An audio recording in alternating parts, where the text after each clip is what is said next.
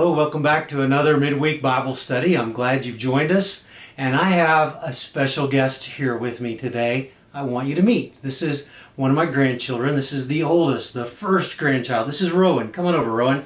Come on over here. All right. Can you say hi to everybody? Hi. Hi. Hey, I know you have grandkids or children, and if you have no children of your own, you take joy in seeing children learn. They're always asking really one word over and over and over again, and that word is why. And right here I have in my lap the world's best why asker. Yes. You're so good at that. And so we want to be able to teach our kids things. And, we only have so many words to do it with. And the Proverbs that we're studying really are valuable, and they're precious. And they're one way we can learn the wisdom of God and pass it on to a generation to come. Today we're in Proverbs chapter 6, verses 1 through 19. And you may remember something your mom told you when you were a kid about money. She probably told you, she said, don't put money in your mouth. You don't know where that's been. Well, she was right. The money, especially dollar bills, they got cotton and linen in the paper, and whatever it touches, it kind of retains. It hangs on to it. Did you know that?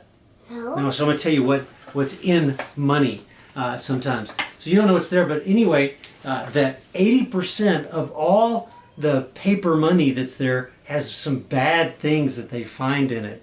They found bad drugs in it and all that. They found poop in it, touch on the dollar bills. Isn't that bad? They found dog slobber. Isn't that gross? Yes. So there's all kinds of things on money. So your mama was right. Money is dirty, so remember, that's kind of what we should be learning all the time, right? Wash your hands after you handle money. And for sure, don't ever put it in your mouth. Oh, yeah. All right? Never. So you don't ever do that. No. But really what this text is telling us is what comes out of our mouth needs examination too, not just what we put in our mouth. So look at the text right here, Proverbs chapter 6, 1 through 19. All right, we kind of look at it. So here's some words for us. It starts off saying, my son, if you put up security for your neighbor, if you've shaken hands in pledge for a stranger, you have been trapped by what you said and snared by the words of the mouth. He says, so do this. He says, go right away and settle that debt. So, if you've got some problem with a neighbor, you need to get it taken care of right away. The next thing it goes on to say is to go look at ants. Have you ever looked at ant beds? You love looking at ants, don't you? We looked at ants and you went to the holes. Yeah, right. You love looking at ants. Yeah. And they're so busy, right? Yes.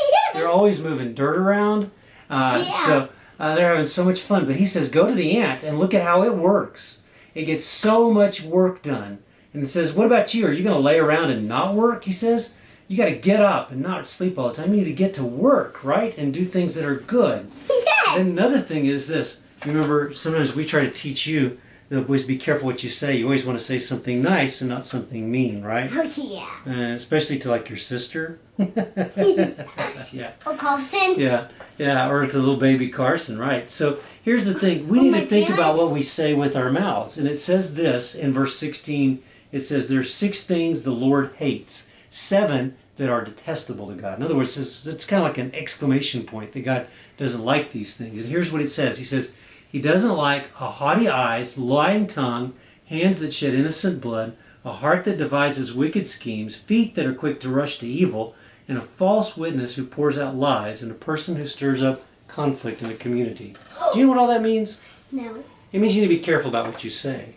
Because because if you say things that cause people to not like one another, God does not like that at all. So we have words that we can invest with others, right? Right. In what we say. And we can invest it in our children and grandchildren in the generation to come.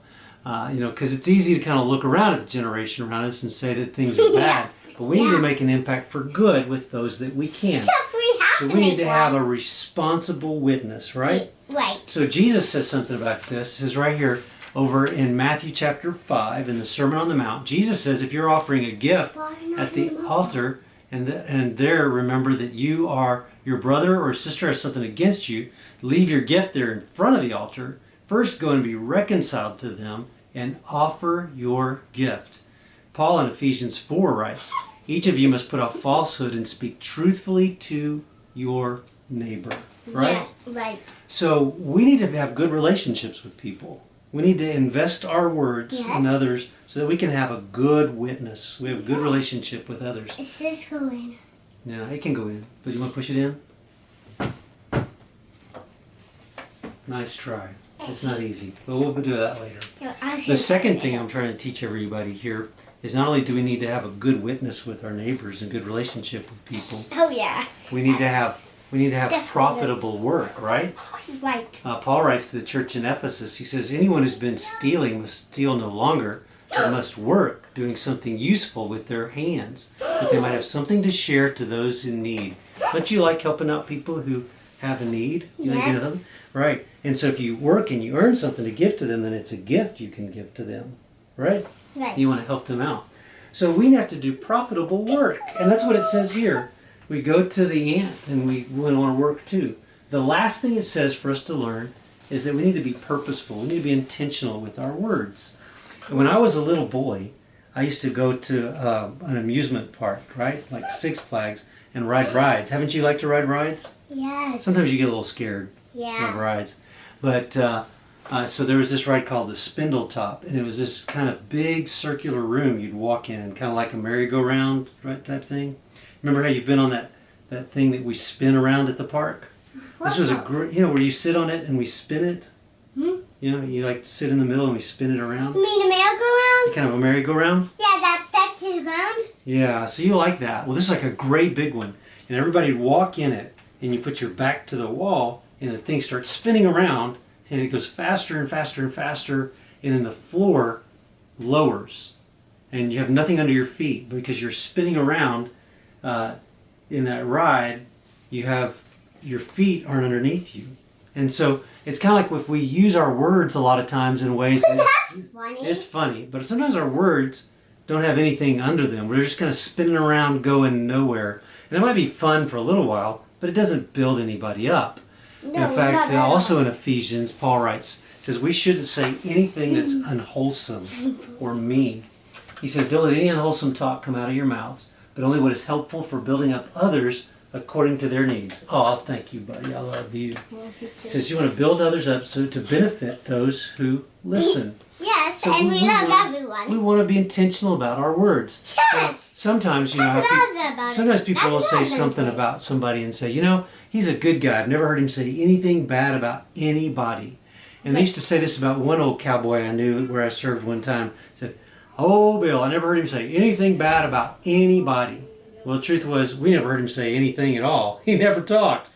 But we need to not only be careful not to ever say anything bad, we need to make sure we say things that are good about people. Yes. So can you say something good to say about your sister? I love you. What do you know about your sister? What do you like about your sister? She plays with me. She plays with you. That's such a good thing to say about her. Whoops. Yeah, that's okay. I didn't know that broke. Yeah. Well, right, today I want to tell you something. You know what? A lot of grown-ups right now are grown up. They're kind of worried about money. They're worried about the stock market. It goes up and down, up and down. Up and down, they worry up and about down, their up and down. investments. Yes, they worry about that. It's a big word. They're all worried. Yeah. But they shouldn't be, because that's not the most important thing to worry about. And the thing is whether you have loads I didn't of notice Sarah could money spin. in the stock markets. What feeling? Ooh, the chair spins, but we got to be careful and finish this video. You ready? Ready. Whether the stock markets go up or down, or you're paying attention to that, down, you up should pay down, even more up attention down, to down, our up words, right? Right. And what we say to everyone. Because you know what? There's no pandemic or economic swing that can diminish the value of a kind, wise word. Thank you for watching. Tell them bye. Bye.